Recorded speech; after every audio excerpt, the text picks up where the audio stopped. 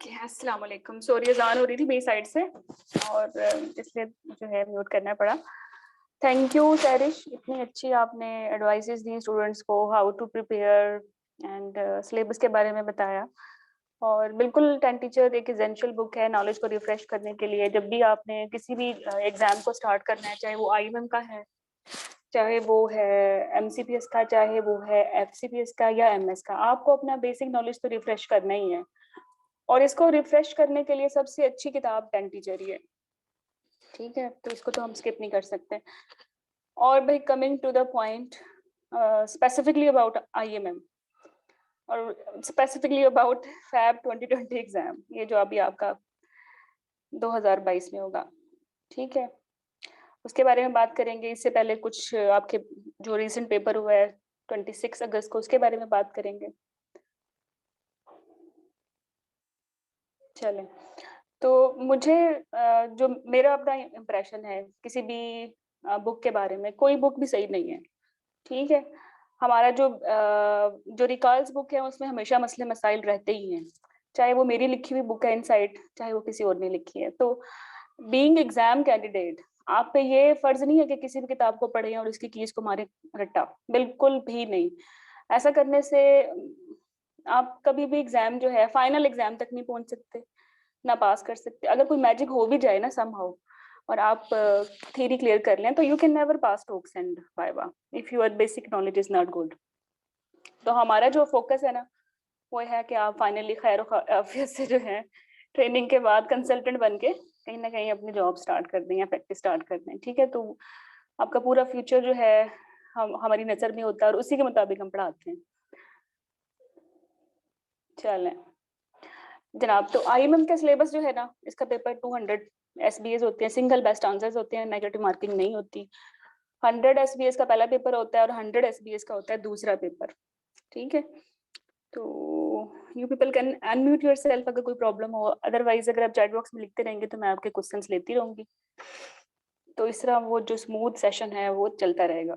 Second paper में भी 100 question होते हैं, तो इन दोनों को अलग से पास करना जरूरी है। ऐसा बिल्कुल भी नहीं है कि पहले वाले पेपर में आपकी 90% परसेंटेज है और दूसरे में आप 60 या तो कंपनसेट हो जाएगा। ओवरऑल आपने पहले पेपर से भी 75% अचीव करने हैं और सेकंड से भी करने हैं। और जो पेपर की डिस्ट्रीब्यूशन है वो बिल्कुल रैंडम है, बिल्कुल रैंडम। आल्दो कि किसी भी अच्छे स्टैंडर्ड पेपर में स्पेसिफिकेशन होनी चाहिए कि पेपर 1 में क्या है, पेपर 2 में क्या है, और इसकी भी डिस्ट्रीब्यूशन होनी चाहिए। लेकिन अनफॉर्चुनेटली अबाउट सीपीएसपी ऐसा बिल्कुल भी नहीं है। उनको एक दफा बुखार चढ़ता है लेबर पे बहुत सारे क्वेश्चन देने का, तो बहुत सारे क्वेश्चन लेबर पे आते रहेंगे। किसी सेकंड जो है पेपर में उनको बुखार चढ़ेगा इन्फेक्शन का, तो उसमें से आते रहेंगे। तो जो डिस्ट्रीब्यूशन है ना वो अनइवन है। लेकिन फिर भी अगर मैं ये कहूँ ना, मेरी आवाज आ रही है आपको? चैट बॉक्स में लिख दें। Okay great. तो फिर भी मैं ये कहूँ ना कि जो मैंने देखा है आईएमएम के स्पेसिफिकली, एफसीपीएस का ओरिएंटेशन सेशन हमारा हो चुका है। आज सिर्फ मैं आईएमएम की बात करूंगी, उन्होंने कैसे स्टार्ट करना है, एग्जाम को कैसे लेना है, और जब आपके पास शॉर्ट टाइम है तो इस एग्जाम को क्या हैक्स हैं कुछ, है ना, शॉर्टकट्स या टिप्स एंड ट्रिक्स के 60-70 डेज में पेपर पास किया जा सके, वो हम आज डिस्कस कर लेंगे। तो पेपर में 70% जो आईएमएम में ना वो आता है ओब से। और इसको मैं कंपेयर करूं एमसीपीएस या एफसीपीएस से, तो उनमें ऐसा नहीं है। उनमें गायनी जो होती है वो ज्यादा होती है, बल्कि मैं कहूँ ना गायनी जो है एफसीपीएस में ज्यादा होती है, 60% होती है। एमसीपीएस में 50% होती है और आईएमएम में ये 70% है। इसका मतलब ये है कि आप ओब स्किप नहीं कर सकते, और चूंकि ये 70% है, इसका मतलब ये भी है कि सिर्फ ओब्स करके आप पास भी नहीं हो सकते, आपने 75% लेने हैं। ठीक है, तो परसेंटेज ऐसे है। गायनी के जो एमसीक्यूज आते हैं वो टोटल 200 पेपर का जो परसेंटेज बनाते हैं ना, वो 30% बनाते हैं। इसका मतलब ये है कि 60 क्वेश्चन अप्रोक्सीमेटली इन 200 में से गायनी में से आते हैं, और बाकी जो 130 क्वेश्चन है ना वो आते हैं ओब से। इसको मजीद अगर मैं इसको डिस्क्रिमिनेट करूं कि किस में से क्या आता है, तो लेबर और इंडक्शन में से कोई 30-40 क्वेश्चन आते हैं। ठीक है, अभी भी आप आज हम 26 अगस्त का पेपर देखेंगे तो उसमें आप देखेंगे हर तीसरे क्वेश्चन में लेबर घुसा हुआ होगा, इंडक्शन घुसी हुई होगी। ठीक है, तो जनाब लेबर में से 30-40 बहुत बड़ा बल्क है, तो इसका मतलब है लेबर तो बाय हार्ट करना है, और मैड होम भी लेबर बाय हार्ट ही पढ़ाता है। ठीक है, अच्छा, फिटर मेडिसिन में से 20-30 एसडीएस आते हैं। इससे मुराद ये है कि वो हाइड्रोप्स वाले फीचर्स, एनॉमलीज,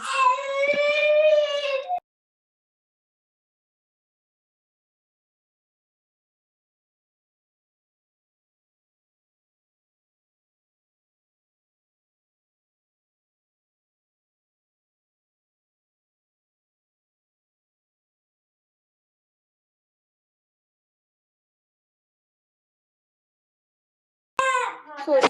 तो इसका मतलब है फेटल मेडिसिन में वो एनआईपीटी वाले स्क्रीनिंग, डायग्नोस्टिक के टेस्ट, एनॉमलीज और हाइड्रोप्स, ये सारी मामले आएंगे और ये अप्रोक्सीमेटली 30% आपने आपके पेपर को ले जाएंगे, कवर कर लेंगे।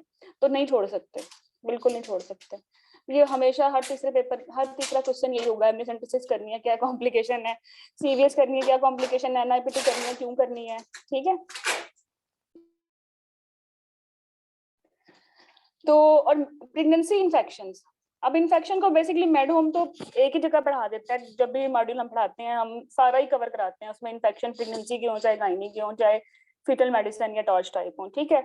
और अगर प्रेगनेंसी इन्फेक्शन की बात करूँ ना, ये सारे हर्पीज, रूबेला, टार्च वाले भी और सेप्सिस वाले भी, पायरेक्सिया वाले भी, यूटीआई वाले भी, वो सारे 20 से लेके 25% तक इसमें से आपको क्वेश्चंस आएंगे, ठीक है।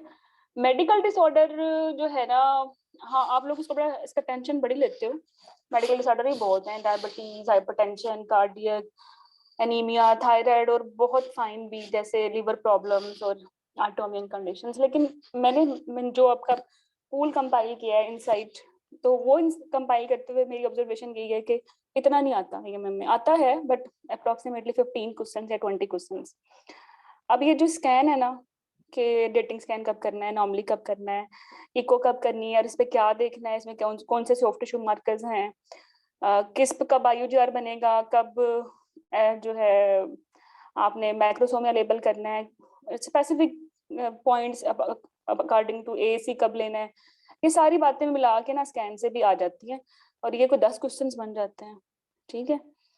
और इसके लिए मैं रिकमेंड करूंगी कि इससे आपको 10 टीचर से बड़ी चीजें मिल जाती हैं और डॉक्टर सैरिश साहब के साथ आपके स्मार्ट कार्ड्स भेजती रहेंगे तो आपको एटलीस्ट 10 टीचर करने की इस तरह जरूरत नहीं पड़ेगी कि उसमें से जो इंपॉर्टेंट चीजें हैं वो डॉक्टर सैरिश ने कंपाइल करके साइड पे रखी हुई हैं, जो बताना जरूरी है। ऑब्वियसली ये नहीं है कि आप अच्छी बुक्स को छोड़ दें और बिल्कुल समरीज पे आ जाएं, लेकिन 60 डेज में एग्जाम से पहले वही एक्सपेक्ट एक अच्छे स्टूडेंट ने एक दफा थ्योरी तो पढ़ी होनी चाहिए, ठीक है।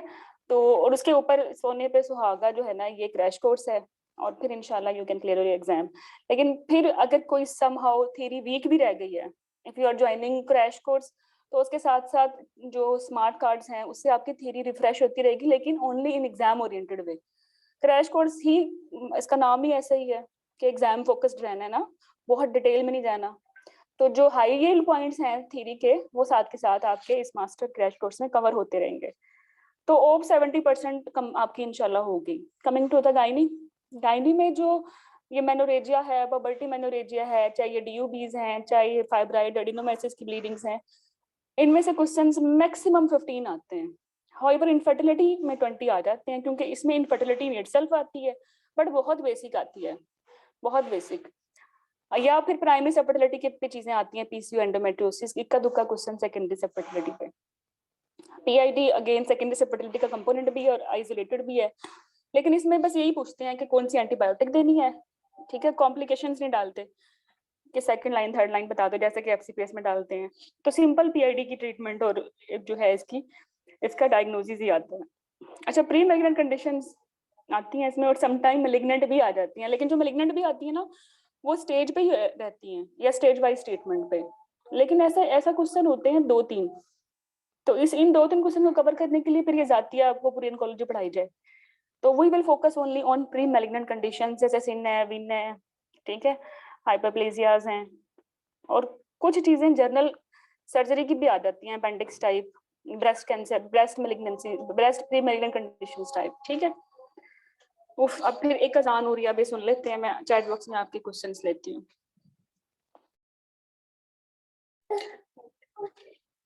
चलिए, अजान खत्म हो गई है तो मैं जरा कंप्लीट कर दूं सिलेबस के मुतालिक बात, फिर मैं बताती हूँ कि अगर आपकी थ्योरी वीक है तो उसको कैसे साथ लेके चलना है और फायदा ही क्या है क्रैश कोर्स का अगर थ्योरी भी अभी सही तरीके से नहीं पढ़े। ठीक है, I will answer this question. पहले तो मैं इसको हल करूंगी स्लाइड को। अच्छा, अब ये तो मैंने बता दिया पेपर कितना आता है, कितने क्वेश्चन हैं, कौन सा कहाँ से आता है, लेकिन अब ये पढ़ने कहाँ से है टॉपिक, अभी कान खोल के सुन लो और लिख भी लो। लेबर और इंडक्शन के लिए तो मेरी बात मानो कि कुछ नहीं पढ़ो, सिर्फ हमें सुन लो, बिकॉज ये जो एग्जाम में इंडक्शन के क्वेश्चंस आते हैं इनको कोई भी सही नहीं कर सकता। ठीक है, until unless someone will guide you. और या आपको जो आपके सीनियर्स हैं, मैं अपनी बात नहीं कर रही हूँ, कोई भी आपका सीनियर जो आपको बताए कि इंडक्शन कहाँ से करनी है, ये बड़ा अनोखा टॉपिक है। ठीक है, इसमें गाइडलाइन में थोड़ी सी चीजें हैं जो हम फॉलो नहीं करते या जो सीपीएसपी फॉलो नहीं करती। तो इंडक्शन को हम बिल्कुल एग्जाम ओरिएंटेड वे में बताएंगे और ये डिस्पर्स टॉपिक है, कभी फिगो को फॉलो करेंगे, कभी नाइस को, कभी आरसीओजी को और कभी एसओजीबी की अपनी गाइडलाइन को जो पाकिस्तानी है। हाउएवर लेबर के लिए सबसे अच्छी बुक तो बच्चों वही है जो अंडर ग्रेजुएट लेवल पे पढ़ी थी। अगर अर्शद चौहान पढ़ी थी this is the best book, अगर 10th टीचर पढ़ी थी this is the best book. आप अगर मैं कहूँ ना ये 40 क्वेश्चंस हैं, तो अगर आपने अपनी अंडर ग्रेजुएट की जो बुक पढ़ी थी ना, आप उसमें से 25 क्वेश्चन सॉल्व आराम से कर सकते हो। वही होता है पेल्विक के टाइप, शेप्स, ठीक है, और वो कॉन्जुगेट्स और डायमीटर्स, वो बिल्कुल ये तो अंडर ग्रेजुएट की बात है ना, तो आराम से हल कर लोगे। हाँ, सीपीडीज आ गए, रिलेटिव सीपीडीज आ गए, वी बैक के सिनेरियोज आ गए, ठीक है, वो थोड़े डिफिकल्ट हो जाते हैं, उनके लिए हम आपको जो है नाइस से ही पढ़ाएंगे। ठीक है, मुझे ड्यूहर्स तो मुझे पर्सनली पसंद नहीं है लेबर के लिए, मैं इसके लिए वही अंडर ग्रेजुएट की बुक्स रिकमेंड करती हूँ जो पहले से पढ़ी हैं, या फिर मैं एविडेंस बेस, और जो नई चीजें आई हैं लेबर में जैसे इंडक्शन में, वो फिर हम गाइडलाइन से बढ़ाते हैं, या सीपीएसपी की जो रिकॉर्ड है वो देखते हुए कि ये मैकेनिकल मेथड्स में और सेंटोर माइजो में कैसे आपको क्या ट्रिक्स लगानी है। ठीक है, इसके लिए मेरा अपना डेडिकेटेड लेक्चर भी है, थ्योरी वाले स्टूडेंट्स को ये मिल जाएगा। फीटल मेडिसिन के लिए सबसे जो अच्छी बुक है ना वो है ड्यूहर्स की टेबल्स और एविडेंस बेस की टेबल्स। ठीक है, अच्छा, प्रेगनेंसी इन्फेक्शंस के लिए कोई बुक भी अच्छी नहीं है, एक बुक ही कवर कर ही नहीं सकती है, इतने छोटे छोटे इन्फेक्शन है पूरी बुक में बिखरे हुए हैं, तो इनको समराइज करके ही कोई आप खुद पढ़ें या कोई पढ़ाए तो ये तभी हल होंगे। और इसीलिए मैंने इन्फेक्शन पे अलग से एक बुक ही बनाई है, बिल्कुल समरी बुक से अलग कर दी है, क्योंकि ये मुझे बड़ा इरिटेट करता था जब मैं पढ़ाती थी कि हर जगह से देखना पड़ता है, why not to make a single book. तो इन्फेक्शन की मेरी अपनी एक समरी बुक भी है, और मैं ये बिल्कुल नहीं कहूँगी कि वो खरीद के एग्जाम से 60 दिन पहले पढ़ना शुरू कर दो, जहाँ से पहले कभी किया है वही रिवाइज करो तो अच्छा है। ठीक है, हाउएवर अगर अपने करना ही पहली दफा है तो then it is a best book, या ज्वाइन अस। ठीक है, वी विल टीच यू। अच्छा, मेडिकल डिसऑर्डर्स, इसको पढ़ने की ट्रिक क्या है, सारे डिसऑर्डर्स जितने भी हैं उनको हम पढ़ाएंगे कि ये इन सब में मोड ऑफ डिलीवरी क्या है, इन सब में टाइम ऑफ डिलीवरी क्या है, इन सब का डायग्नोसिस क्या है। ठीक है, और इन सब में किस किस के क्या रिकरेंस है, तो ये इकट्ठा करके बढ़ा देंगे तो ये कवर हो जाएगा आपके लिए। और कब कब इंटरवेंशन करनी है, ठीक है, मतलब डायबिटीज है 36+6 तक लेके जाना ही जाना अगर इंसुलिन पे है, लेकिन कुछ स्पेसिफिक सिचुएशंस हैं कि पहले भी डिलीवर कर सकते हैं, या कार्डियक कंडीशंस आपको पता है कि 40 तक लेके जानी है, बट कुछ स्पेसिफिक सिचुएशंस हैं कि पहले डिलीवर करना है। ठीक है, और इनमें कैसे इंडक्शन करनी है, और ये सारे क्लिनिकल क्वेश्चंस होंगे, ये सबको समराइज करके 2-3 स्मार्ट कार्ड्स में ये तो मॉड्यूल आपका कवर हो जाएगा। स्कैन ये तो बिल्कुल मैथ की तरह है ना, स्कैन पे कोई मसला नहीं, कहीं से भी कर लें, बट स्कैन के लिए जो अच्छी बुक है वो 10 टीचर है या फिर एविडेंस बेस मैनेजमेंट है। ठीक है, गायनी के लिए एचएमबी सबसे अच्छी ना अभी तक टिल डेट एविडेंस बेस में लिखी हुई है। इनफर्टिलिटी के लिए ड्यूहर्स करनी पड़ती है क्योंकि एविडेंस बेस में जो रेफरेंसेस है ना वो चेंज हो गई हैं, जैसे प्राइमरी सबफर्टिलिटी की मोस्ट कॉमन काज अब मेल फैक्टर है तो वो ड्यूहर्स में ही मिलेंगी, और पीसीओ में भी कुछ चीजें हैं वो उसके लिए भी ड्यूहर्स अच्छी है। एंडोमेट्रियोसिस भी just like induction of labour, अकेले तो कभी भी नहीं कर सकते इसको, इसके लिए मैडम के स्मार्ट कार्ड्स हैं या मेरा 2-3 लेक्चर्स हैं, दैट इज सफिशिएंट। पूरा इनफर्टिलिटी पीसीओ एंडोमेट्रियोसिस में से 20 क्वेश्चंस आते हैं। ठीक है, और बड़ा अच्छा बल्क बन जाता है इसका। टीआईटी तो क्लिनिकल डायग्नोसिस है जस्ट। ठीक है, तो कैसे क्लिनिकल डायग्नोस करना है और कैसे एक topic appendicitis, torsion, haemorrhage, rupture, UTI से जान छुड़ानी है, वो सारा क्लिनिकल बातें हैं, वो आपके सीनियर्स या आप हमें ज्वाइन करते हैं तो हम आपको अच्छे से गाइड कर देंगे। आईएमएम तक यही आता है कि डायग्नोसिस बनाना या फर्स्ट लाइन ट्रीटमेंट बतानी है। ठीक है, प्री मैग्नेट कंडीशंस, सिन, विन और हाइपरप्लेजिया हमें तो खैर मुश्किल नहीं लगता, बट आईएमएम के बच्चों के लिए बाकी एक मुश्किल टॉपिक है। इसको जितने इजीएस्ट फॉर्म में हम पढ़ा सकते हैं वी विल टीच देम, और इसमें से क्वेश्चंस भी बड़े आते हैं और ये थोड़े से डिफिकल्ट भी हो जाते हैं। बेस्ट बुक इसके लिए एविडेंस बेस्ड मैनेजमेंट है। तो टेक्स्ट बुक में सबसे पहले एविडेंस बेस्ड मैनेजमेंट ही पढ़ेंगे। अगर आपको है ना एक बुक रखनी है और हम पास भी हो जाएं, तो ना तो वो 10 टीचर है, ना वो डिवर्स्ड है, ना वो मेरे नोट्स हैं, ठीक है, ना वो मेरे नोट्स हैं। वो एक ही बुक है, वो है एविडेंस बेस्ड मैनेजमेंट, ठीक है, मैनेजमेंट। होएवर कुछ चीजें हैं जो करनी है 10 टीचर से एडीएल से, वो बताते रहेंगे और वो सारी नहीं पढ़नी। अब एविडेंस बेस्ड तो एक बहुत बड़ी बुक है, वो तो एफसीपीएस बच्चे वाले बच्चे भी पढ़ेंगे, एमसीपीएस वाले भी, एमएस वाले भी, और वो सेम बुक अगर आईएम वाले बच्चे भी पढ़ें तो फिर डिफरेंस क्या है, ठीक है। तो लेकिन हम आपको बताएंगे सिलेक्टेड पढ़ना है, क्योंकि आपका जो सिलेबस है वो सिलेक्टेड है, ठीक है। एडवांस इनफर्टिलिटी की चीजें, एडवांस यूरोगाइनी की चीजें, एडवांस ऑन्कोलॉजी की चीजें, advance medical conditions, advance PID, in advance HMD, infertility की आपकी नहीं आती, तो फिर एविडेंस बेस पूरी पढ़ना तो ये आपके से थोड़ा सा हटके ज्यादा हो जाती है। When you are doing duties, और अभी तो आंखें खोली हैं, 2 साल हुए हैं, तो सिलेक्टेड यूनिट्स, और साथ के साथ आपको अच्छे से गाइड भी कर दिया जाएगा, ठीक है। और ये गाइडेंस जो है ना एट फ्री ऑफ कॉस्ट भी अवेलेबल है आईएमएम ओबीजी रिकॉल्स ग्रुप में, तो इसके लिए कोई पैसा भरने की जरूरत नहीं है, ठीक है। ओके, अब कमिंग टू द पॉइंट कि बेस्ट वे क्या है शॉर्ट टाइम में पढ़ने का।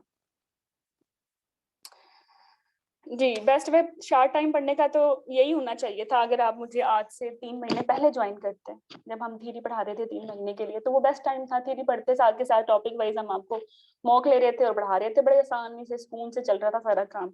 अब भाई 60 डेज है, ठीक है। अब थ्योरी भी साथ लेके चलनी है, और अब आपने पास्ट पेपर्स या रिकॉल्स भी जिस तरह एग्जाम आता है वो भी साथ लेके चलना है।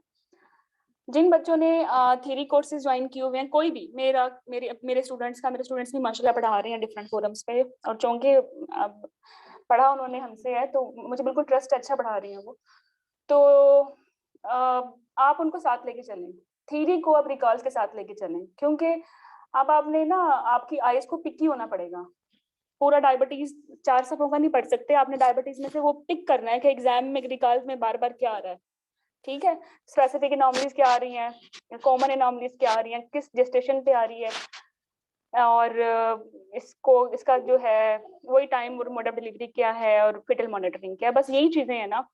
तो बहुत ज्यादा ट्रायल्स, मैग्पाई ट्रायल्स, मेटफॉर्मिन ट्रायल्स, ये सब पढ़ने की फिर खास जरूरत नहीं है। तो फिर हमने वो सिलेक्टेड चीजें पढ़नी है, तो पढ़ना भी है और एग्जाम ओरिएंटेड वे में भी पढ़ना है, तो फिर मैच करना पड़ेगा ना उस टॉपिक को उसके रिकॉल्स के साथ, ठीक है। तो यही तरीका रेट्रोग्रेड लर्निंग का। लेट्स सपोज आपने एक पेपर किया है, आज हम करेंगे 26 अगस्त का पेपर। उस पेपर में 200 क्वेश्चंस हैं और हर क्वेश्चन में 5 ऑप्शंस हैं, ठीक है। अब 5 को 200 से करें ना मल्टीप्लाई, 1000 टॉपिक बन जाते हैं। 1000 टॉपिक तो पूरी गाइनी ओब्स भी नहीं है, ठीक है। लेकिन और हम 1000 टॉपिक्स एक पेपर के साथ पढ़ भी नहीं सकते, लेकिन हम क्या कर सकते हैं कि एक सिनेरियो के में जो वो पूछ रहे हैं, लेट्स सपोज वो पूछ रहे हैं कि बच्चा है जिसके कार्डियक डिफेक्ट्स हैं, जिसको रुबेला है, और उसकी माँ को खांसी, नजला, जुकाम, बुखार हुआ, उसको क्या हो सकता है। उसको भाई रुबेला हो सकती है, लेकिन इसमें बोन लीजेंस ऐड कर दें, हेपेटोसेफेलोमेगाली ऐड कर दें, तो ये सिफिलिस बन जाएगी, ठीक है। इसमें हेपेटोसेफेलोमेगाली निकाल दें, और इसमें जो है माइक्रोकेफेली ऐड कर दें, और इसका बर्थ वेट कम कर दें, तो ये अल्कोहल बन जाएगी। अच्छा, माइक्रोकेफेली भी निकाल दें और सिर्फ बर्थ वेट कम कर दें, तो स्मोकिंग बन जाएगी, ठीक है। सिर्फ मेंटल रिटार्डेशन ऐड कर दें, ठीक है, तो सीएमवी बन जाएगी। तो ये हम आपको बताएंगे कि इस एमसीक्यू के थ्रू 2-4 चीजों को एक्सक्लूड कर रहे हैं, तो एग्जाम ओरिएंटेड वे में 2-4 टॉपिक को कैसे कवर कर सकते हैं, ठीक है। और इस तरह प्रोबेबिलिटी बढ़ जाती है पास होने की। और सीपीएससी की हिस्ट्री भाई एक ही है, इन्फेक्शन अगर आता है तो उसी तरीके से पूछते हैं, आप थक जाओगे पेपर में वो क्वेश्चन देख देख के कि हर दफा ही आता है, मतलब 20 क्वेश्चन उन्होंने रखे हुए हैं कि हर दफा देने ही देने। जैसे मैं अक्सर देखती हूँ कि टॉक्स में शोल्डर डिस्टोशिया हमेशा क्यों आता है, उन्होंने देना ही है तो शोल्डर डिस्टोशिया, बिकॉज वो ये चाहते हैं कि हर बच्चे को ड्रिल आए शोल्डर डिस्टोशिया की। ये एक टॉक्स का एक स्टेशन आउट किया होगा उन्होंने, ठीक है।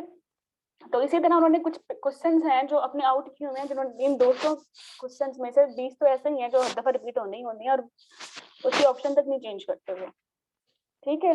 तो एग्जाम में पढ़ने से ये फायदा हो जाएगा 60 डेज में, के साथ में रिकॉल्स नजरों के सामने हैं, तो टॉपिक को बहुत ही सिलेक्टेड होके पढ़ोगे थोड़ा पढ़ना पड़ेगा, ठीक है, और प्रोबेबिलिटी भी पास होने की बढ़ जाती है इंशाल्लाह। तो इस तरह हम पढ़ेंगे एग्जाम फोकस्ड वे में, और हम बार बार उनको रिवाइज भी करेंगे। रिवीजन के लिए कुछ टिप्स हैं जो मैं एफसीपीएस के बच्चों को भी देती हूँ कि अब अगर आपने थ्योरी पढ़नी ही पास पेपर के साथ है, तो जो पेपर पढ़ रहे हो उसी के ऊपर पर जो इंपॉर्टेंट पॉइंट्स हैं, when you are listening me are listening doctor Sairish, note करते रहें, ठीक है। कुछ चीजें ऐसी होती हैं जिनको फ्रीक्वेंट रिवीजन की जरूरत होती है, ऐसे फ्रीक्वेंट रिवीजन की जरूरत होती है कि आते जाते तो उनको दीवारों पे चिपका दो, रिवीजन वॉल्स बना दो।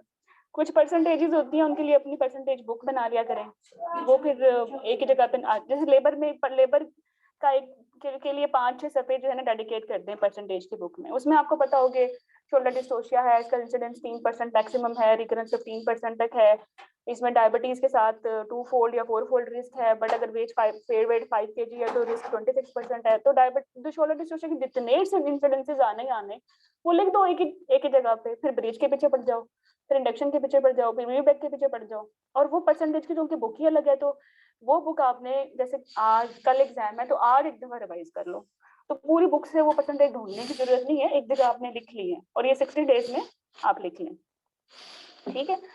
तो ये आपको एफर्ट करनी पड़ेगी, और ये आपके बड़े हैंडी पॉइंट्स हैं कि आईएमएम में भी काम आएंगे और ये आपके एफसीपीएस में भी काम आएंगे, और अगर आप किसी और एग्जाम में बैठते हो जैसे एमआरसीपीआई या एमआरसीटी, उसमें भी काम आएंगे। और ये परसेंटेज इतनी दफा आपको रिवाइज करनी ही है, तो इसके लिए तो फिर थोड़ी एफर्ट करो ना, आज ही अभी से 3 डेज में ये बना लो। और परसेंटेज आईएमएम में आते हैं, इतने परसेंटेज एफसीपीएस में नहीं आते जितने आईएमएम में आते हैं, और मैक्सिमम आते लेबर के ही हैं।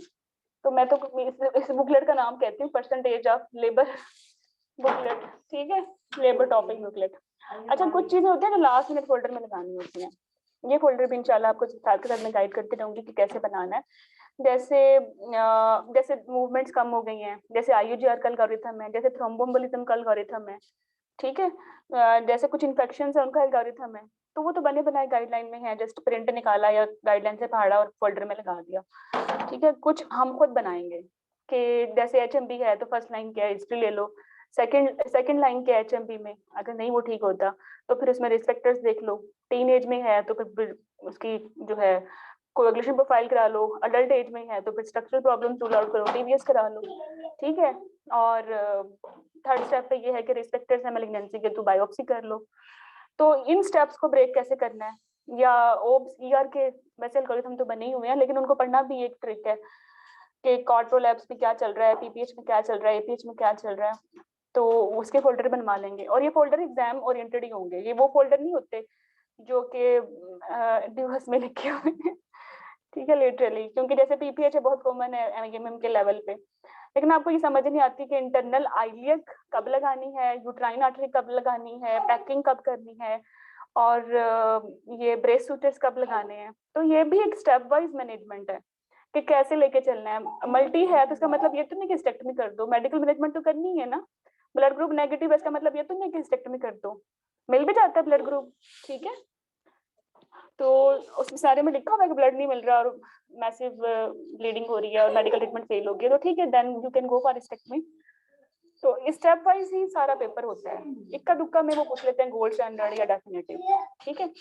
तो रिवीजन के लिए बेस्ट टिप्स यही हैं कि स्टिकी नोट्स ले लें, जैसे सरिश ने बताया है, जो पेपर करवाएंगे पेपर वाइज अब उन टॉपिक्स को स्क्रीन कर लें, वाल पे चिपका लें, परसेंटेज के लिए बुक बना लें और एक एल्गोरिथम का फोल्डर बना लें, बस, ठीक है। अगर 100 पेज का आपका कोई एग्जाम हो रहा है तो उसमें से हमेशा 2 पेज में वो पूरी बातें बताई जा सकती हैं जो एग्जाम में आनी होती हैं। तो ये हमने अपनी तारीफें लिखी हुई हैं बहुत सारी तो ये पढ़ लें, ठीक है। तो चलें, ओके। अच्छा, आईएमएम के जो क्रैश कोर्स है ना, इसमें जो आपको करवाया जाएगा पूरा 2014 से 2021 तक अपग्रेड किया, ठीक है। इसमें कुछ कीज का मसला था, इनसाइट में भी गलतियां हैं, क्रैक में भी गलतियां, उन सारी गलतियों को भी आपको बताएंगे क्या गलती है, क्यों गलती है, कैसे लेके जाना है। और क्योंकि ये नहीं कि इनसाइट मैंने लिखी है तो मैं जिम्मेदार हूँ, भाई वो प्रिंटिंग के मसले भी होते हैं, ठीक है। तो कुछ चीजें इराटा वाली हो जाएंगी, मतलब 2014 से 2021 तक का पूरा पूल होगा, ठीक है, और इसके अलावा क्रैक इनसाइड का इराटा भी होगा। You can trust in this way. Okay, selected questions हैं, डॉक्टर सरीश ने विलियम और रोब्स डाइनिंग के सिलेक्टेड क्वेश्चंस बनाए हुए हैं, क्योंकि 60 डेज में हमें पता है कि आप के लिए मुश्किल है, पूरी बुक पढ़ना मुश्किल है, लेकिन जो एग्जाम टेस्टेड क्वेश्चंस हैं वो हमने अलग कर लिए हैं, ताकि आप 75% पे पास होती है तो एटलीस्ट 85% आप अचीव करने काबिल हो जाओ। ठीक है, स्मार्ट कार्ड सबसे best way of quick theory revision. ठीक है, वो भी आपको मिल जाएगा।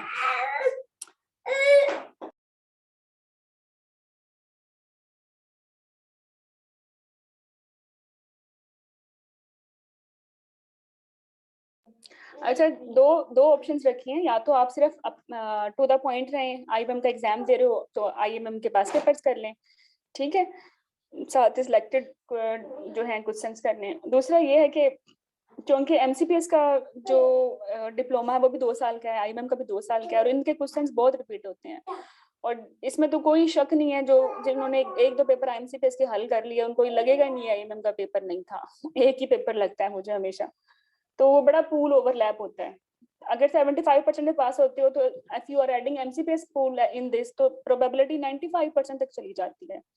ठीक है, तो ग्रैंड क्रैश कोर्स में फिर आपने 2 कर लेंगे, आईएमएम के अलावा एमसीपीएस का पूल भी बढ़ा दिया जाएगा।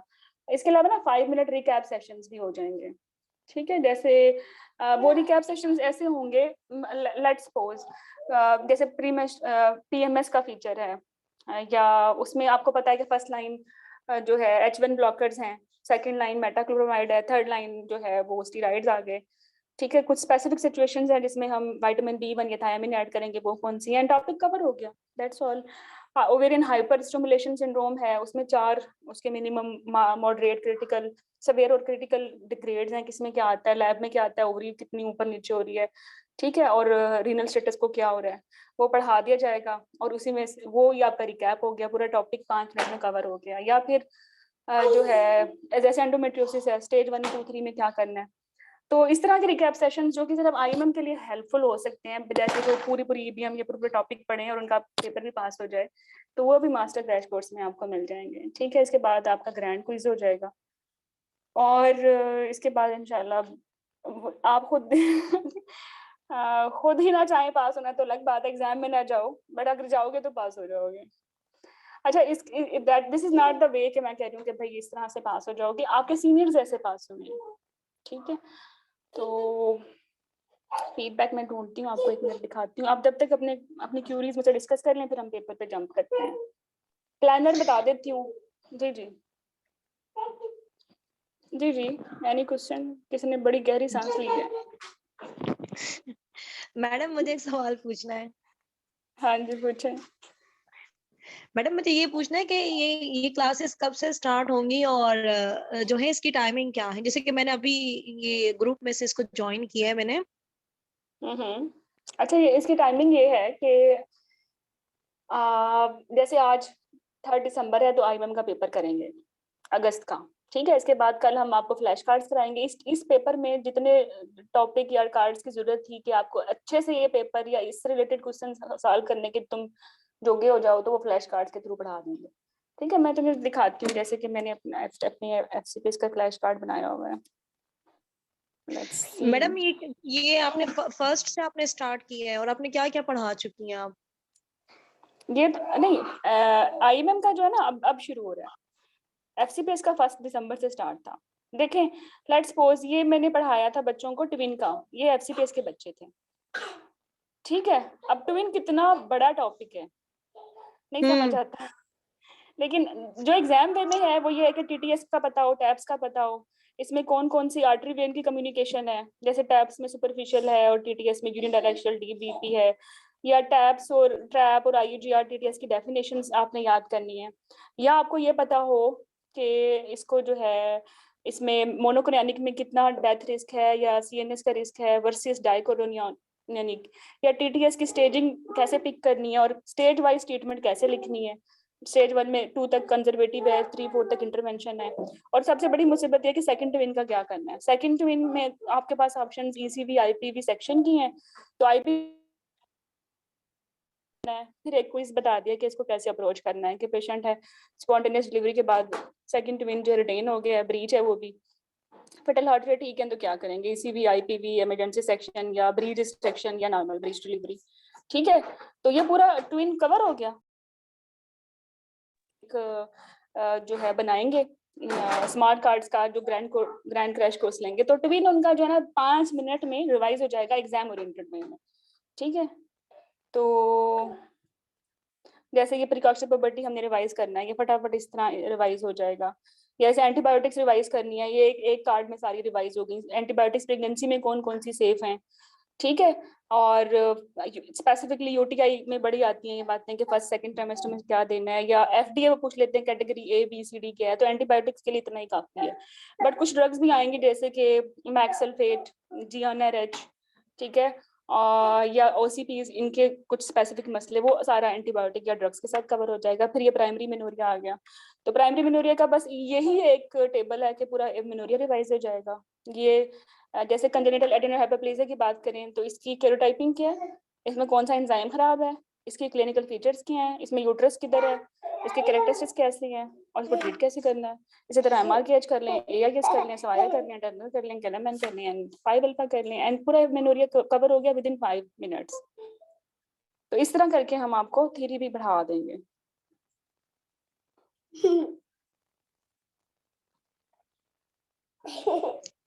ठीक है, तो फिर आप ये कब से आप स्टार्ट कर रही हैं मैडम, और हमें फी कब तक पे करनी है? ये स्टार्ट आईएमएम के लिए तो आज से हो रहा है ना, 3 दिसंबर से, बट एफसीपीएस के लिए ये 1 दिसंबर से स्टार्ट हो चुका है। They people have done August FCPS paper, MCPS papers, and now they will do IMM paper, क्योंकि मैं एफसीपीएस वालों को तीनों पूल पढ़ाती हूँ और आईएमएम वालों को 2, मतलब एमसीपीएस और आईएमएम। तो उनका सेशन आज ओरिएंटेशन डे है और आज से ही स्टार्ट हो रहा है। ठीक है, अच्छा इसमें होगा ये, जस्ट एक मिनट,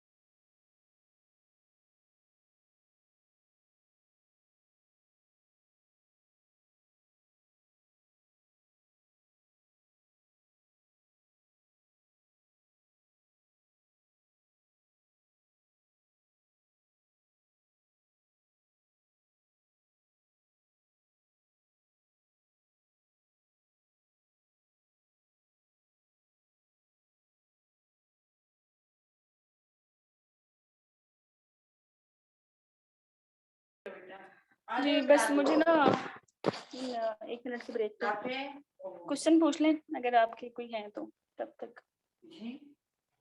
अस्सलाम वालेकुम मैम। मैम मैंने पूछना था कि जो आपने पेल्विक एंट्रोपोस्टीरियर डायमीटर में चूज करना है, तो उसमें इनलेट कैविटी का एंट्रोपोस्टीरियर और डायगोनल है। मैम मैं इसमें बहुत कंफ्यूज हूँ, तो इसका फिर हमारे लिए इम्पोर्टेंट तो ये ना कि इंगेज हो जाए, तो फिर इसमें हम डायगोनल करेंगे? हाँ हमारे लिए इंगेज ओब्स है, डायगोनल भी नहीं है और ट्रू भी नहीं है। लेकिन मैम ऑप्शन 3 है ना, उसमें ऑप्स तो है ही नहीं है, ऑब्स्टेट्रिक कॉन्जुगेट।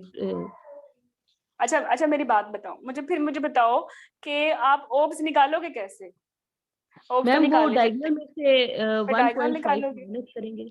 माइनस कर दो, जब ओब्स है नहीं है तो फिर डायगोनल है ना।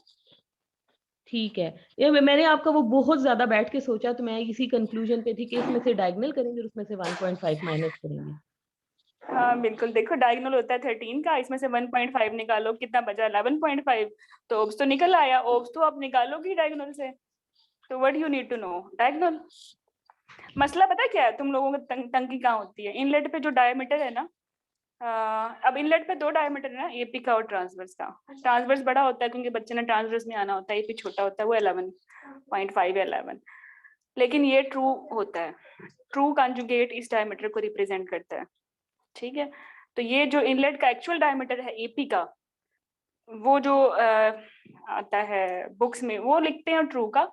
ठीक है, और जो हम मेजर कर सकते हैं वो डायगोनल है, वो तो 13 है। आप मेरी बात समझ रहे हो? 13 ट्रांसवर्स था, डायगोनल भी जो है 13 है, तो how they can be equal? नहीं समझ आएगी, मैं अभी दिखाती हूँ। ये बड़ा अच्छा क्वेश्चन पूछा है आपने।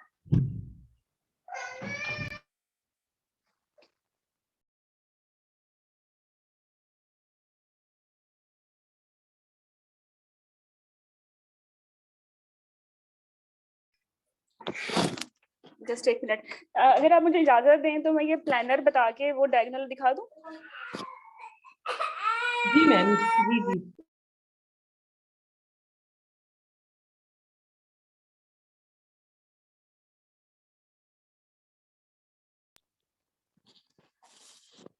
चलें, ये तो बच्चा रो रहा है, तुम्हारी तरफ से कोई आवाजें नहीं आ रही, किधर हैं सबके बच्चे?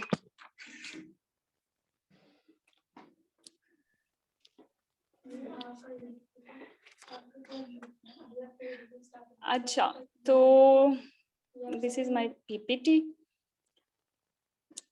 अच्छा, जो सेशन चलेगा, जैसे आज हम आईएम का पेपर करेंगे, कल फ्लैश कार्ड, एक दिन रेस्ट डे, फिर अगेन रिकैप डिस्कशन, वो जो रिकैप की मैंने बातें बताई हैं कि कुछ टॉपिक्स होंगे जिनको हम 5 मिनट में कवर करा देंगे। उसके बाद फिर जो ग्रैंड क्रैश कोर्स वाले हैं वो आईएमएम का पेपर, एमसीपीएस का पेपर करेंगे, फिर वो आईएमएम का करेंगे। आईएमएम जो 16 ले रही है वो सिर्फ आईएमएम का करेंगे, ठीक है। और जो ग्रैंड भी ले रही है, मतलब एमसीपीएस ले रही हैं, तो वही 2 करेंगे। फिर तीसरे दिन उनका फ्लैश कार्ड आ जाएगा, इसी फ्लैश कार्ड की रिकैप नेक्स्ट डे आ जाएगी आफ्टर रेस्ट डे, और इस तरह करते करते करते करते वी विल इंशाल्लाह reach at this day 17th पे आ जाएंगे। फिर 17th के बाद क्या होगा? 17th के बाद आपके पास टाइम होगा रिवीजन के लिए, खुद को कंपाइल करने के लिए, मॉक सीरीज अटेम्प्ट करने के लिए, जो कि ग्रैंड क्रैश कोर्स वाले बच्चे लेंगे तो उनको 11-12 हम ग्रैंड क्विज़ेस उनको मिलेंगे, वो सॉल्व करेंगे, उनको फिर समझ नहीं आएंगे, फिर हमको समझाएंगे, ठीक है। And after this trust us कि यू आर गोइंग टू पास इंशाल्लाह। इससे ज्यादा कोई क्या कर सकता है आपको हेल्प आउट? अगर कोई कर सकता है तो बता दो, हम वो भी कर देंगे, ठीक है। चलो, अच्छा मैडम, अच्छा, प्लीज एक हाँ क्वेश्चन है जी, कि टू पास। आपका फ्लैश क्रैश में आप क्या करवाएंगे, मतलब फ्लैश कार्ड में क्या होगा? जो फ्लैश कार्ड्स है ना, जैसे कि अभी आपने देखा प्रिकॉशन प्रोबेबिलिटी का, तो उसमें आपको पता चल जाएगा कि सेंट्रल होती है, एक पेरिफेरल होती है, सेंट्रल की ये काजेज हैं, पेरिफेरल के ये काजेज हैं, इनकी ये स्टेट वाइज, इनकी काज वाइज ट्रीटमेंट है। और प्रिकॉशन प्रोबेबिलिटी में मजीद और मसले भी हैं, आइसोसेक्सुअल है, मतलब फीमेल्स जैसे फीमेल्स में मसले आते हैं, एक फीमेल्स की साइकिल्स पहले बन गए, ब्रेस्ट पहले बन गई, आइसोसेक्सुअल हो गई ना, बट एक फीमेल के हेयर्स पहले आ गए, तो ये हेट्रोसेक्सुअल प्रीकॉक्सिव प्रोबेबिलिटी होगी, जैसे सीएच में होती है। फिर वो उसके 2-4 बातें हैं, दैट्स ऑल, ये आप पढ़ लोगे। हाँ, if you want to listen them then you will listen them in recap session. तो ये 2 सेशंस हैं, ठीक है। कुछ होता है ना, एक दफा सुन लिया तो बस अब बार बार क्या सुनना, हम बस एक दफा गो थ्रू करें, फ्लिप करते रहें। तो फ्लैश कार्ड्स में सिर्फ फ्लिप करना होगा और एक दफा आपको वो सुनना पड़ेगा, वो फिर आपको जो है रिकैप सेशन में सुन लेंगे। 1-2 दिन के बाद आपको ओरिएंटेशन हो जाएगी, फिर कोई मसला नहीं होगा। ग्रैंड क्रैश कोर्स वालों के जो हैं 4 ग्रुप्स होंगे, एक होगा आईएमएम का पास पेपर्स का ग्रुप, एक होगा एमसीपीएस के पास पेपर्स का ग्रुप, एक होगा रिकैप जिसमें सिर्फ वो पॉडकास्ट होंगी, आप उनको समझ लेंगे, वॉइस नोट्स होंगे, और चौथा होगा जिसमें समरी के जो हैं पॉइंट्स होंगे, फ्लैश कार्ड टाइप्स, बट वो आपको पढ़ने पड़ेंगे।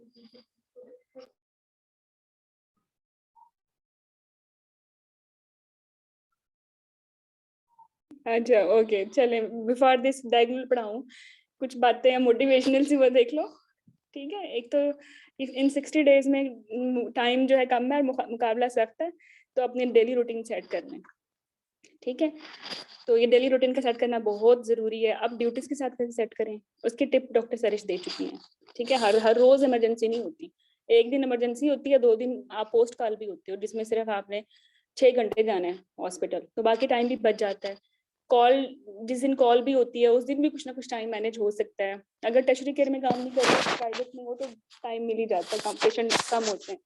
तो अपने ड्यूटीज के मुताबिक अपनी रूटीन सेट कर लें कि मेरे पास 7 डेज अ वीक है, ठीक है। इसमें मेरी 2 कॉल्स हैं, इन 2 कॉल में तो अल्लाह हाफिज है ना, तो उसके लिए हमने आपको रेस्ट डेज दे दिए हैं।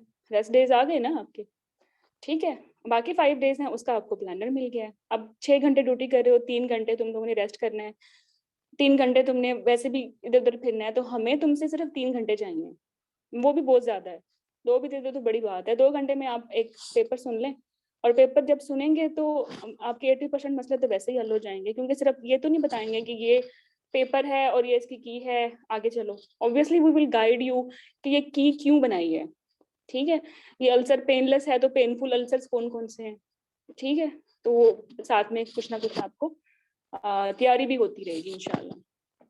तो मैडम ओके। ये 3 आवर्स का होगा ये डेली 3 आवर्स निकालने होंगे हमें। नो, आपने डेली जो जिस पेपर को मैं हल कराती हूँ ना, अब तो इतनी एक्सपर्ट हो गई हूँ, 3-4 साल से आई एम जस्ट टीचिंग, तो अब एक पेपर को हल कराने में मुझे मैक्सिमम 1.5 घंटा लगता है, मैक्सिमम 1.5 घंटा। उस 1.5 घंटे में पेपर भी कवर हो जाता है, और आपको पता भी नहीं चलता, आपके 5-6 टॉपिक भी बड़े अच्छे कवर हो चुके होते हैं, और इस अंदाज में हो चुके होते हैं कि प्रॉब्लम बेस्ड पॉइंट में, जैसे वही प्राइमरी मेन्योरिया का मैं बताऊं आप लोगों को, तो जब आपको पता है कि एक लड़की है प्राइमरी मेन्योरिया के साथ आई है, उसके ब्रेस्ट बने हुए हैं, तो you will can easily discriminate कि जिसके ब्रेस्ट नहीं बने हुए उसको कैसे अप्रोच करना है, जिसकी यूट्रस नहीं है तो उसको कैसे अप्रोच करना है, कोई एक्स एक्स है तो किसको ऐसे अप्रोच करना है, तो टॉपिक कवर हो जाएगा 2 क्वेश्चंस के साथ। तो इस तरह करने से 2 घंटे के अंदर, 1.5 घंटे में आप एक पेपर सुन लोगे, और 30 मिनट एडिशनल देने पड़ेंगे कुछ ट्रबल टॉपिक को पढ़ने के लिए। तो 2 आवर्स पर डे पढ़ लोगे ना, तो मेरी तरफ से तो क्या कहते हैं ना, इंशाल्लाह पास हो जाओगे। मैडम ये जो आपके पेपर्स हैं ये आप जूम पे पढ़ाएंगी या हमें लेक्चर वाइज जैसे ग्रुप में आ रहे हैं वैसे ही आएंगे आपके लेक्चर्स रिकॉर्डेड? अच्छा, आईएम के लिए मैंने ये प्लान किया है कि जैसे कि आपको मैंने सिलेबस दिखाया है, 70% तो ओब्स का है ना, तो उसमें मेरे इंटरेक्टिव सेशंस आपके साथ ऐसे होंगे कि one session will be only at contraception, कि कॉन्ट्रासेप्शन के क्वेश्चंस जो भी आपके पूल में आए हैं, हाउ टू अप्रोच देम, ठीक है? या एक इन्फेक्शन पे आपके साथ एक इंटरेक्टिव सेशन होगा कि how to approach any infection MCQ.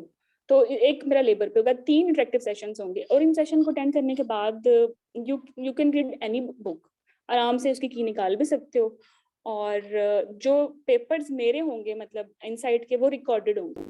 जैसे आज कुछ डिस्कस करेंगे आईएमएम 26 अगस्त वाला पेपर इंटरेक्टिव, लेकिन मोस्टली ये रिकॉर्डेड ही होगा।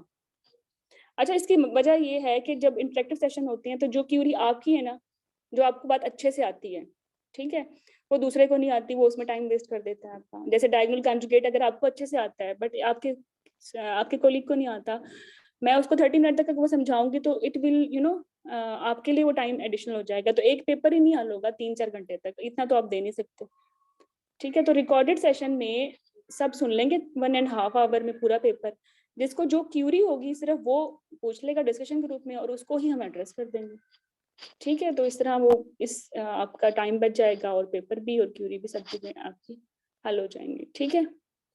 Okay ma'am. ओके, चलें तो कमिंग टू द पॉइंट के एग्जाम पास करने के लिए कम दिनों में डेली रूटीन सेट करनी है, जो भी आपका ड्यूटी रोस्टर है उसके मुताबिक। दूसरा, आपने मुस्तकिल मिजाजी दिखानी है, ये नहीं कि अगले एक दिन रेस्ट किया, दूसरे दिन रेस्ट किया, तीसरे दिन जिनों की तरह सारा दिन किताब लेके फिरते रहे, ठीक है? ऐसा नहीं करना। डेली जो पढ़ते हो वो ज्यादा आपकी मेमोरी के लिए अच्छा होता है, रिटेन रहता है। जो टॉपिक, जो चीज आज पढ़ी है, कल नई चीज पढ़ने से पहले उसको क्विकली रिवाइज करो and move on, this is the best way, ठीक है? और इसके अलावा आईएमएम के लिए एक खुशखबरी है कि इनसाइट आईएमएम में तो अभी तक आई थिंक फरवरी का पेपर ही जो है उसमें ऐड है, ठीक है? तो एक छोटी सी बुक है अलग से, इसका नाम है स्पेशल एडिशन। इसमें एफसीपीएस के भी जो 2 पेपर हुए हैं वो भी ऐड किए हैं, आईएमएम का भी जो 2 पेपर्स हुए हैं अगस्त में और जनवरी में वो ऐड किए हैं, और साथ में ना इरेटा भी ऐड कर दिया इनसाइट का और क्रैक का। तो if you want to read this book तो ये काफी आपके लिए हेल्पफुल हो सकती है, ठीक है? और this is about deal. Crash course लेना चाहती हैं तो क्या करना है, मास्टर क्रैश कोर्स लेना चाहते हैं तो क्या करना है, सोलो कोई डील लेनी है तो क्या करना है। And this is for our students जो हमारे साथ रेगुलर सेशन में है, और कोई नया स्टूडेंट हमें ज्वाइन करना चाहता है तो उसके लिए ये ऑप्शन है।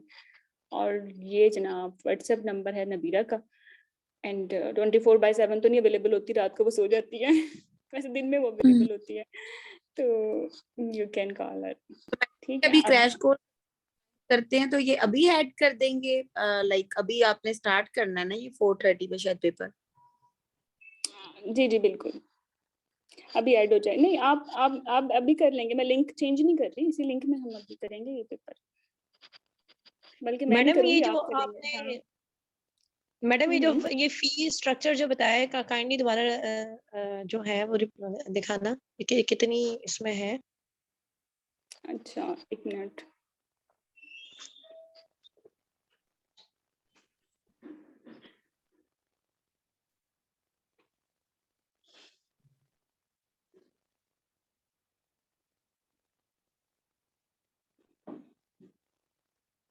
this one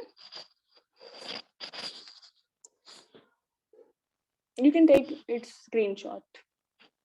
no no ma'am, इससे हाँ यही है, यस मैम यही है। ठीक, thank you ma'am. Okay okay जी, डायगोनल वाले बच्चे कहाँ हैं?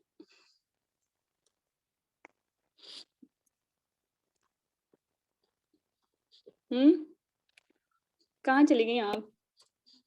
थोड़ा सा वैसे। मैडम मुझे लगता थैंक यू कह के वही गई है। अच्छा चलो फिर बाकी कर लो, ये इम्पोर्टेंट चीज है।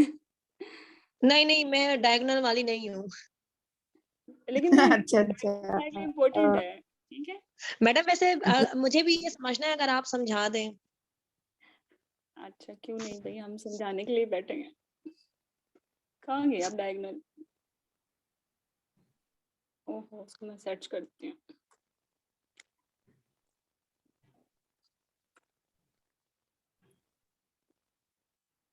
डायगोनल, अच्छा देखें, ये जो कॉन्जुगेट्स है ना, ट्रू, ओब्स और डायगोनल, ये तीनों जो डायमीटर्स हैं, सबसे पहले इंपॉर्टेंट बात है ये एपी डायमीटर्स हैं, और इनका मकसद ये है कि जिन्होंने ये बनाए हैं वो आपको ये बताना चाहता है कि इनलेट के क्या हालात हैं, और इनलेट कहते हैं ब्रिम को, ठीक है। और ब्रिम का अपना भी एक डायमीटर उन्होंने बोल दिया कि वो ट्रांसवर्स होता है और वो होता है एपी, ठीक है। जैसे कि ये ब्रिम है, इसका एपी डायमीटर 11 है ना, और ओब्लिक को छोड़ो, हमने तो एपी करना और ट्रांसवर्स करना, और ट्रांसवर्स इसका 13 है। अब मेरी बात समझ आ रही है? तो ब्रिम पे बच्चे ने ट्रांसवर्स एंटर होना है पेल्विक गर्डल में या ट्रू पेल्विस में, तो वो उसकी पोजीशन जो होती है वो ट्रांसवर्स होती है, ठीक है। तो इस तरह वो उसका जो बिगेस्ट डायमीटर है पेल्विस के बिगेस्ट डायमीटर में आराम से एडजस्ट हो जाता है, ठीक है। और जब वो डिलीवर होता है एक्सटेंशन के बाद, तो वो एज जो है एपी होना होता है उसने डिलीवर, ऑक्सीपिटल पोस्टीरियर या ऑक्सीपिटल इंटीरियर व्हाटएवर।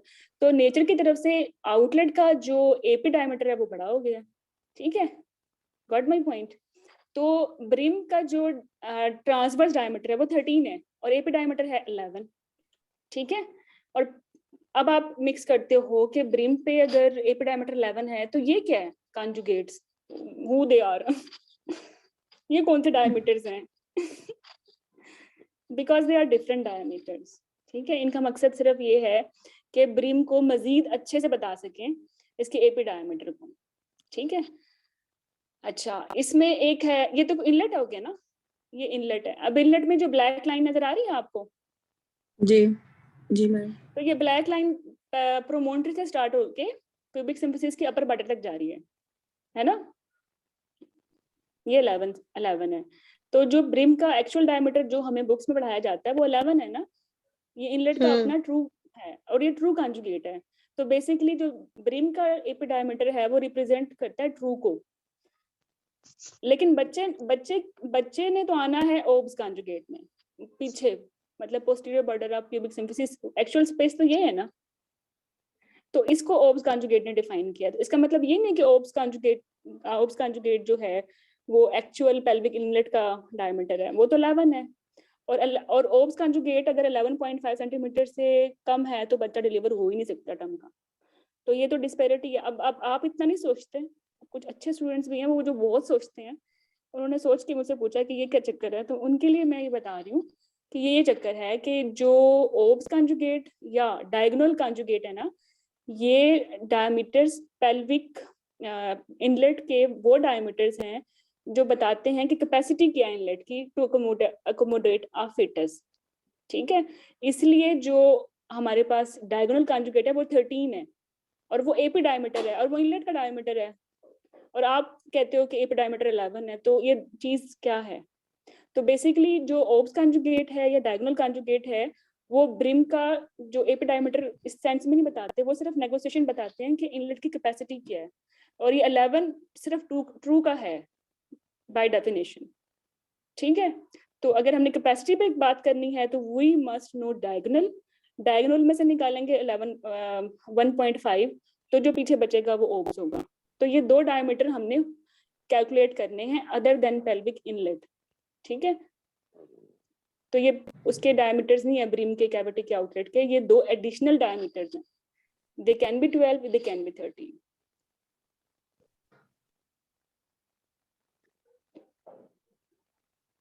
अच्छा, मैं अक्षर चौहान से मैंने फिर भी निकाल लिया था, तुम लोगों को शायद इस बुक से मोहब्बत बहुत है तो इसमें से निकाला होगा। देखो, pelvic inlet is represented by pelvic brim, brim को कहते हैं ना inlet, and in a gynaecoid pelvis it is oval in shape with larger transverse diameter. Transverse diameter larger है ना, बच्चे ने ऐसे ही आना है। ठीक है, और फिर उन्होंने इसकी बाउंड्रीज बता दी हैं, पोस्टीरियरली, एंटीरियरली और लेटरल। अच्छा, फिर उन्होंने बता दिया है कि इसकी जो इनलेट की कैपेसिटी को मजीद अगर हम बताना चाहें तो हमारे पास जो है 3 मोर डायमीटर्स हैं, ट्रू, डायगोनल एंड कंजुगेट। तो इनलेट के एपी डायमीटर को मजीद 3 मोर डायमीटर्स के थ्रू एक्सप्लेन किया गया है। ठीक है, और जो मैक्सिमम डायमीटर है वो 13 है और वो होता है डायगोनल। अच्छा, ये भी एमसीक्यू आता है कि मैक्सिमम या बिगेस्ट डायमीटर कौन सा है? डायगोनल 13 एपी का, और शॉर्टेस्ट कौन सा है?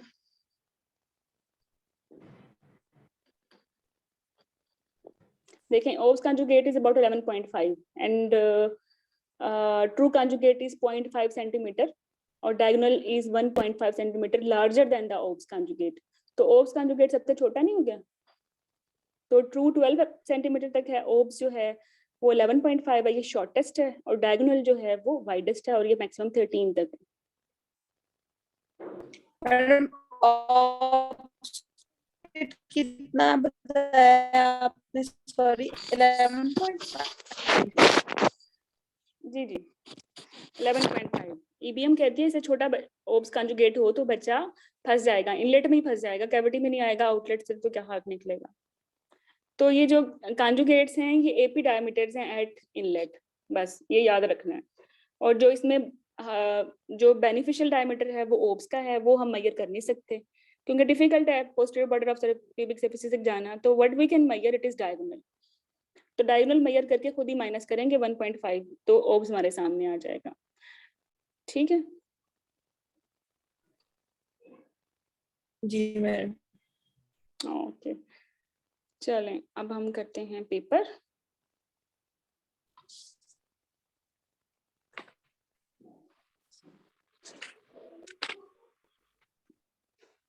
कोई और मसले में सवाल है तो भी कर लें हल।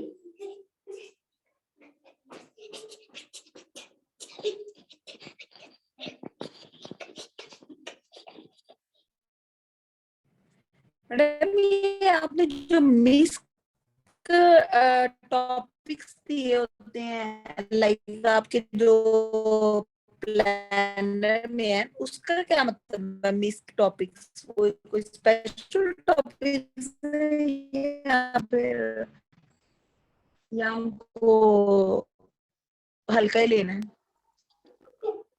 तुम्हारी आवाज हल्की आई है कुछ समझ नहीं आया।